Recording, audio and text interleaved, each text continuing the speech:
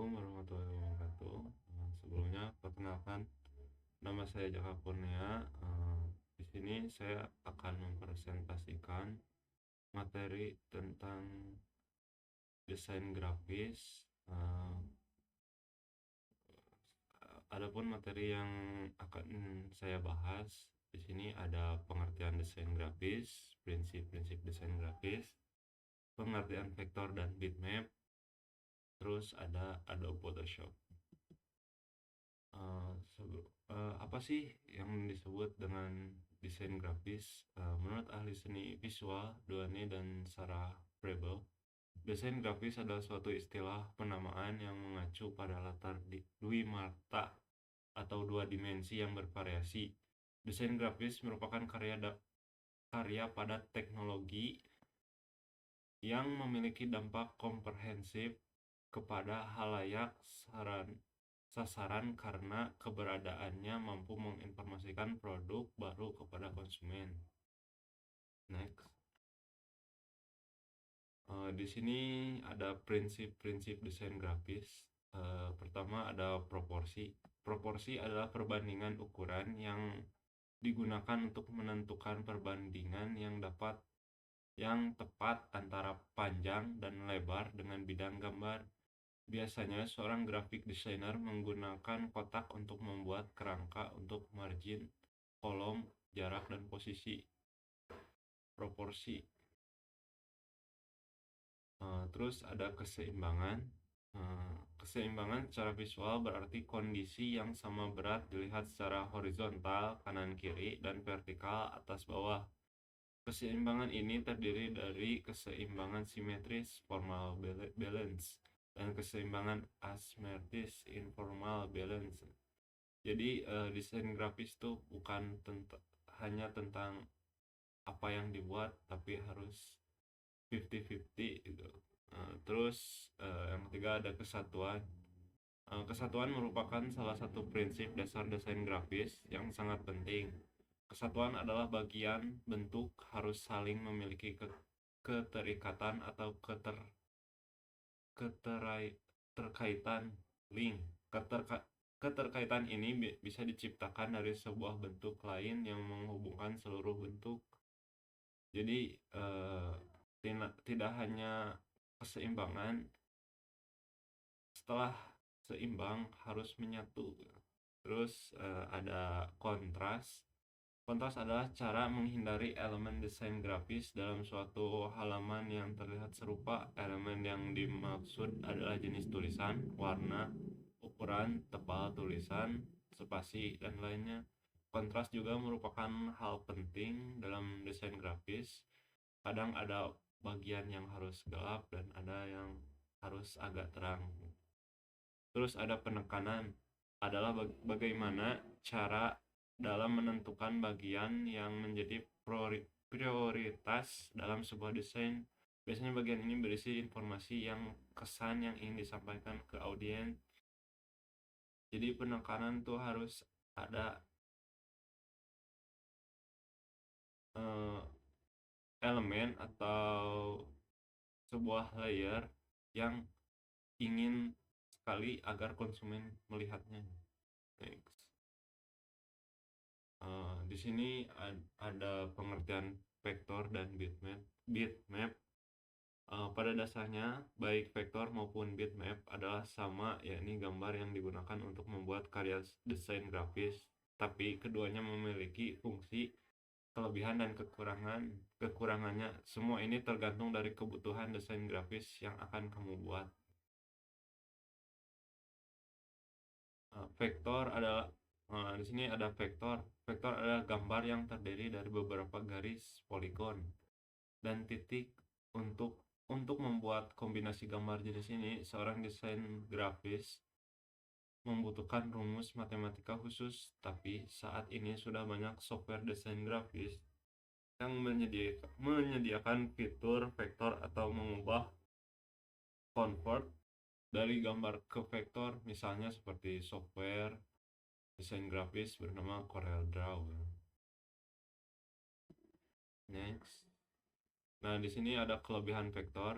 Yang pertama, vektor bisa ubah baik bentuk maupun ukuran tanpa perlu menurunkan kualitas grafis, sehingga sangat cocok untuk membuat file atau gambar yang akan dicetak dengan ukuran besar karena hasilnya tidak akan pecah. Jadi vektor masing terus diubah pun akan tetap tetap sama gitu tanpa harus memikirkan kualitas gambar. Terus yang kedua ada proses pembuatan dan edit gambar sangat mudah. Oleh sebab itu, membuat karya desain dengan vektor rasanya sangat menyenangkan. Nanti teman-teman boleh coba. Terus ada kapasitas penyimpanan hasil gambar atau grafis vektor juga lebih efisien sehingga yang membuat karya desain grafis tidak perlu khawatir dengan memori penyimpanan di laptop atau cloud. Jadi user friendly lah untuk laptop. Terus ada kekurangan vektor, sebenarnya banyak, bisa di search di Google gitu. Yang pertama ada saat akan mengkonversi grafis atau gambar ke vektor ke dalam format gambar bitmap, hasilnya tidak dapat menampilkan vektor utama, pasti berbeda. Terus ada grafis vektor tidak bisa menampilkan gambar dan gradasi warna secara realistis atau natural. Terus next, di sini ada pengertian bitmap. Bitmap adalah gambar yang terdiri dari banyak titik piksel dan bercampur dengan warna. Gambar atau citra grafis ini merupakan hasil dari susunan warna yang ada di dalam piksel warna dan tersimpan di dalam memori komputer. Berbagai jenis atau format bitmap yang sering kamu temui adalah GIF, Graphic Interchange Format, PNG, Portable Network Graphics, BMP, bitmap, dan JPG, Joint Photographic Exports Group. Sebelumnya saya belum tahu pixel, kita search aja di AI. Apa itu pixel?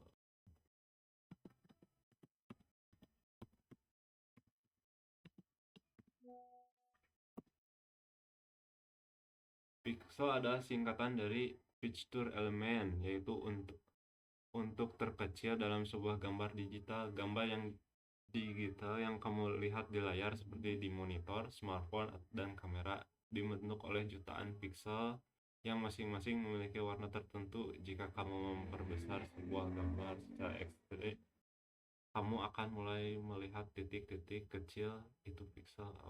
Ketika si piksel itu ketika di zoom pasti akan terlihat titik-titik kecil.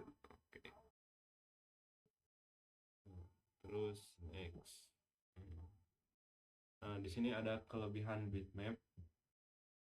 Sebenarnya banyak, bisa dilihat di ChatGPT atau platform lain gitu. Yang pertama ada proses konversi dari gambar bitmap ke gambar atau grafis vektor sangat cepat dan mudah. Selain itu kualitas gambar juga bisa kamu tentukan. Jadi bisa ditentukan sesuai kekuatan laptop gitu, spek laptop lah, laptop PC atau apa. Terus ada yang kedua ada objek grafis. Bitmap dapat menangkap bentuk dan warna secara natural sehingga hasil grafis bitmap pun terlihat sangat menarik. Oke, next. Terus ada kekurangan bitmap. Di sini ada saat kamu ingin memberi efek pada grafis atau gambar bitmap serta mencetaknya, hasil tidak sebagus ketika kamu menggunakan vektor. Hasil cetak dari bitmap terlihat pecah dan detailnya pun berkurang. Ini terjadi jika kamu mencetaknya dengan resolusi rendah. Jadi ketika ingin menggunakan bitmap, resolusinya harus tinggi gitu, agar tidak pecah-pecah. Terus yang kedua ada jika kamu mengubah ukuran grafis gambar, maka akan ada beberapa masalah. Misalnya ketika kamu ingin memperbesar gambar bitmap, hasilnya gambarnya akan pecah atau blur. Next. Ada kesimpulan antara vektor dan bitmap. Vektor terbentuk dari grafis dan karya File memiliki ukuran kecil, kualitas gambar tidak bergantung pada jumlah pixel dan detail atau kualitas gambar tetap walau diperbesar. Sedangkan bitmap terdiri dari dot atau titik, file penyimpanan besar, detail gambar tidak jelas jika diperbesar zoom dan kualitasnya tergantung dari banyaknya pixel. Jika teman-teman mau cek di YouTube atau di apa juga boleh gitu untuk mencari lebih akurat gitu. Terus next, di sini ada pengertian Adobe Photoshop. Adobe Photoshop merupakan satu software yang sering digunakan untuk edit gambar. Di sini ada pengertian Adobe Photoshop. Pengertiannya adalah perangkat lunak yang pengelola gambar dan desain grafis yang dirancang untuk mengedit, memanipulasi, dan menciptakan karya visual digital. Terus ada fungsi Adobe Photoshop, ada pengeditan gambar, manipulasi gambar, pemrosesan teks, efek, dan filter kreatif. Di sini ada pengeditan gambar, sudah pasti itu untuk Adobe Photoshop untuk mengedit gambar, memanipulasi gambar untuk menghubungkan layer-layer. Terus ada pemrosesan teks untuk menambahkan teks itu seperti banner dan lain-lain. Terus ada kelebihan Adobe Photoshop. Fitur lengkap, Photoshop menawarkan alat desain grafis yang canggih termasuk layer, masker, dan efek, memungkinkan memanipulasi gambar yang sangat presisi sama yang seperti diinginkan. Terus ada kompatibilitas format, mendukung berbagai format file seperti PSD, JPG, PNG, dan TFF, mempermudah integrasi dengan berbagai sumber untuk PSD, JPG, dan PNG. Terus ada pengeditan non-destruktif. Dengan layar dan masker, pengguna dapat mengedit gambar tanpa merusak file asli itu. Jadi file asli tetap utuh, kita cuma mengedit duplikatnya saja. Terus ada fleksibilitas kreativitas, memberikan kebebasan tinggi dalam desain dari ilustrasi hingga memanipulasi gambar. Kita cari contohnya aja. Contoh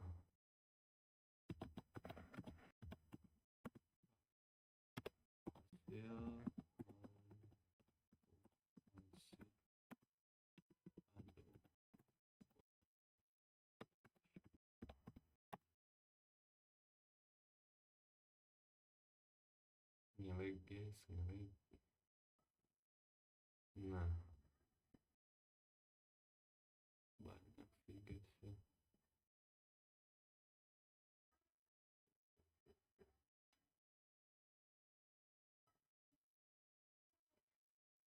Nah, ini hasil Photoshop.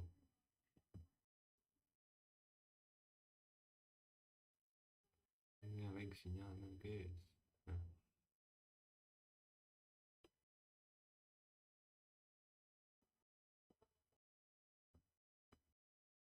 oke lah, mungkin nanti teman-teman bisa cari sendiri aja di Google Chrome atau apa.